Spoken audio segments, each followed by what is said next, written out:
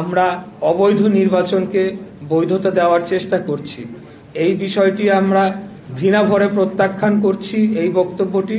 কারণ আমরা কোনো সময় মামলা না নির্বাচন বর্জন করে বা সেদিন কোনো ঘোষণা দিয়ে আমরা উঠে আসি নাই। নির্বাচনের শেষ সময়েও আমি বক্তব্য রেখেছিলাম যে আমি মাঠে আছি, এখনো রয়েছি, আগামীতেও থাকব। অতএব নির্বাচনের পরবর্তী সময়ে আমরা সকল সাক্ষ্য প্রমাণ সংগ্রহ করে মামলার প্রয়োজনীয় নথিপত্র জোগাড় করে আমরা সময়সীমার মধ্যেই মামলাটি দায়ের করেছিলাম, যেটি 180 দিনের মধ্যে নিষ্পত্তি করার কথা থাকলেও সেটিকে নিষ্পত্তি করা হয় নাই। তৎকালীন অবৈধ অপসারিত মেয়র তাপস তিনি আদালতকে প্রভাবিত করে এই মামলাটিকে বাতিল করার জন্য তিনি প্রেয়ার দেন, কিন্তু তখন বিজ্ঞ নির্বাচনী ট্রাইব্যুনাল সেটিকে গ্রহণ করেন নাই। এর পরিপ্রেক্ষিতে তিনি হাইকোর্টে যান, গিয়ে মামলাটিকে দীর্ঘদিন স্টে করে রাখেন। আমরা অনেক চেষ্টা সত্ত্বেও সেখানে কোনো ধরনের কিছু করতে পারি নাই, কারণ আদালত সম্পূর্ণ নিয়ন্ত্রণে ছিল ফ্যাসিবাদী আওয়ামী সরকারের। যমুনা ইলেকট্রনিক্স ঈদে ডাবল খুশি অফার সিজন 3, যে কোনো পণ্য কিনলেই পাচ্ছেন নিশ্চিত ঈদ উপহার। পরবর্তীতে আমরা মামলাটির স্টে ভ্যাকেট করে আবারও ট্রাইব্যুনালে নিয়ে আসি এবং সেখানে পূর্ণাঙ্গ সাক্ষী শুনানি, যুক্তি, তর্ক, যত আইনি পদক্ষেপ অনুসরণ করা দরকার সবকটি সম্পন্ন করে আমরা রায়টি পেয়েছি। এবং এই রায় পাওয়ার মধ্য দিয়েই সেই যে অপব্যাখ্যা করা হচ্ছিল অবৈধ নির্বাচনকে বৈধতা দেওয়া, সেটা আমরা দেই নাই ভাই। অবৈধ নির্বাচনকে বৈধতা আদালত দিয়েছেন বিচারিক প্রক্রিয়ার মাধ্যমে, সেটাকে মেনে নিতে হবে। সেটা যদি কেউ মানতে অস্বীকার করে তাহলে ধরে নিতে হবে তারা আদালতকে অবমাননা করছে। এরপরের যে বিষয়টিতে আমি আসতে চাই, এই মামলার রায়ের তারিখ 27শে মার্চ 2025। 27শে মার্চ 2025-এ এই মামলার রায়টি আমরা পাই। পরবর্তীতে নির্বাচন কমিশন কর্তৃক গ্যাজেট প্রকাশের তারিখ 27শে এপ্রিল 2025। 27শে এপ্রিল 2025 তারিখে নির্বাচন কমিশন রায়ের কপিটি হাতে পাওয়ার পর তার যে বাধ্যবাধকতা রয়েছে 10 দিনের মধ্যে গ্যাজেট প্রকাশ করার, সেই গ্যাজেটটি তারা প্রকাশ করে।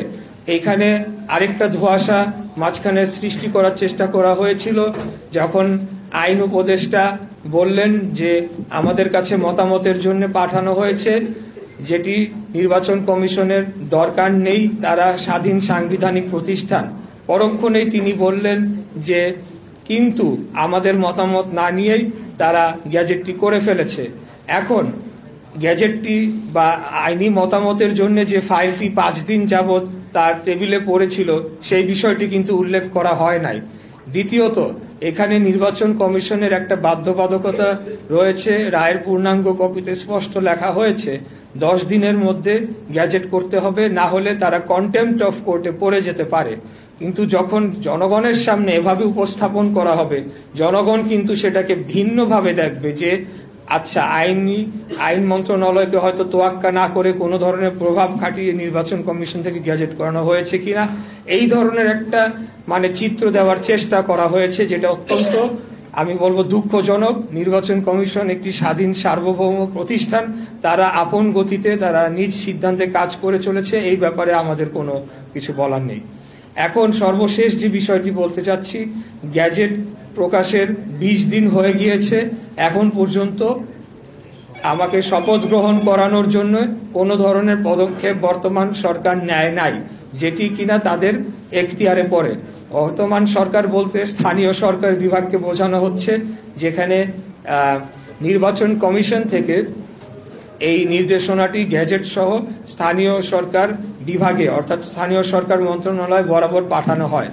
পাঠানোর পর তারা আরেকটি যে কাজ করে, সেটিকে আইনের দৃষ্টিতে অনেকেই বলেছে এটি বেআইনি, সেটি হলো তারা পাল্টা নির্বাচন কমিশনকে চিঠি লিখে সেখানে একাধিক একটা রেফারেন্স দিয়ে বলার চেষ্টা করে যে এখানে আপিল করবে কি না। অথচ নির্বাচন কমিশন কিন্তু তার যে আইনজীবী প্যানেল রয়েছে, তার যে বিজ্ঞ আইনজীবীরা রয়েছেন এবং তার যে প্রক্রিয়া রয়েছে, সেটি সম্পন্ন করে পূর্ণাঙ্গ কমিশন মিলেই কিন্তু সিদ্ধান্ত দিয়ে গ্যাজেট প্রকাশ করে ফেলেছে। অতএব এখানে স্থানীয় সরকার মন্ত্রণালয় কি নির্বাচন কমিশনকে অলমোস্ট নির্দেশনা দিতে পারে কিনা সেই বিষয়টি এখন প্রশ্নে চলে এসেছে।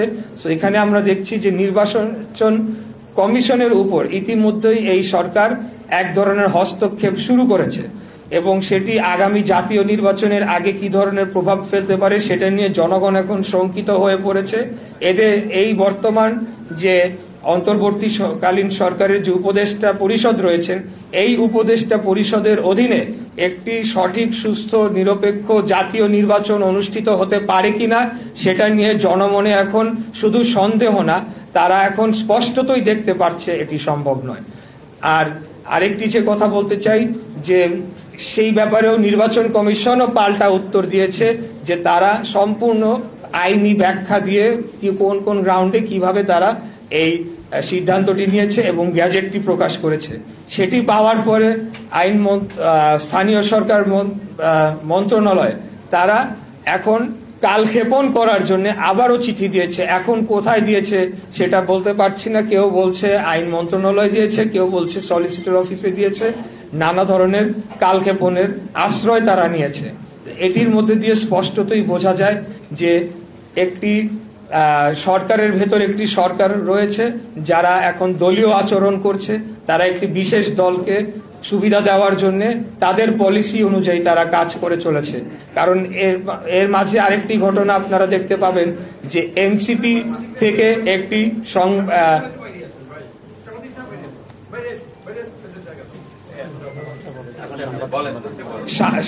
এনসিপি একটি তারা বিবৃতি দেয়, সেখানে বলা হয় যে এরকম এই রায়ের বিষয়ে পর্যবেক্ষণ করা হয়, এমনকি যে বিচারক তার ব্যাপারেও বিষোদ্গার করা হয়, যেটি কিনা অত্যন্ত দুঃখজনক। সেটা আমরা আওয়ামী লীগ আমলে দেখতে পেয়েছি যে তাদের পক্ষে কোনো রায় না গেলে সেটা বিচারকদের উপরে তারা টার্গেট করত। বিচারকদের বিষয়ে প্রথমে তারা হুমকি ধামকি দিত, পরবর্তীতে অন্যান্য ব্যবস্থা নেওয়ার কথা বলতো, যেটি কিনা আলামত আমাদের কাছে রয়েছে। আমরা পরবর্তীতে আপনাদেরকে সবকিছু প্রোভাইড করে দিব।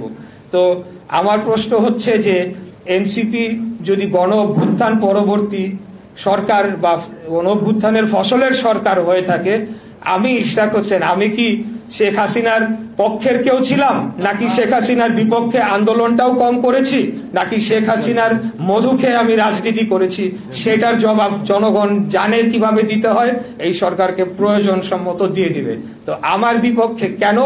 তার কারণ হচ্ছে জাস্ট বিকজ আমি বিএনপির প্রার্থী, ধানের শীষের মনোনীত প্রার্থী, এবং তারা চাচ্ছে যে তাদের নিজস্ব দলীয় ব্যক্তিদেরকে প্রশাসক হিসেবে বসাবে এবং আগামী নির্বাচনের সময় একটা ফায়দা লুটবে।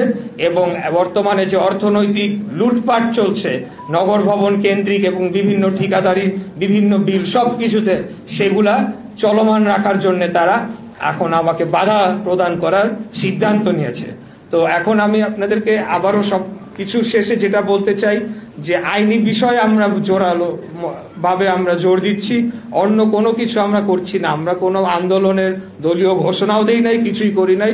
জনগণ স্বতঃস্ফূর্ত ভাবে তারা প্রতিবাদ করছে, এটা জনগণের অধিকার, তারা প্রতিবাদ করতেই পারে এবং করেই যাবে, আমি আশা রাখি। এখন গ্যাজেট প্রকাশের 20 দিন হয়ে গিয়েছে, এখন পর্যন্ত কেন শপথ গ্রহণ করানোর কোনো পদক্ষেপ নেওয়া হচ্ছে না এবং কালক্ষেপণ করা হচ্ছে? এই বিষয়ে আপনাদের কাছে প্রশ্ন রাখলাম এবং আমি এটার মাধ্যমে রেকর্ড রেখে দিলাম যে আমরা শপথ নেওয়ার জন্য প্রস্তুত এবং আমরা চিঠি প্রদান করেছি। এখানে আপনাদেরকে কিছু কপি দেওয়া হয়েছে, একদম আমার চিঠি, গ্যাজেট এবং পুরো আইন, পুরো রায়ের কপি সবকিছুই সরকারের বিভিন্ন দপ্তরে আমরা রেজিস্টার্ড পোস্ট এবং রিসিপ্ট কপি দিয়ে আমরা দিয়ে এসেছি। এই জিনিসটি আপনাদেরকে অবহিত করার জন্য আজকে এই সংবাদ সম্মেলনটি আমরা করেছি। আমি আপনাদের সকলকে আবারও ধন্যবাদ জানাচ্ছি। অত্যন্ত ধৈর্য সহকারে আপনারা আমার সংবাদ সম্মেলনটিতে অংশগ্রহণ করেছেন, স্থান সংকুলন হওয়া সত্ত্বেও, এবং এই স্বল্প সময় যে আপনারা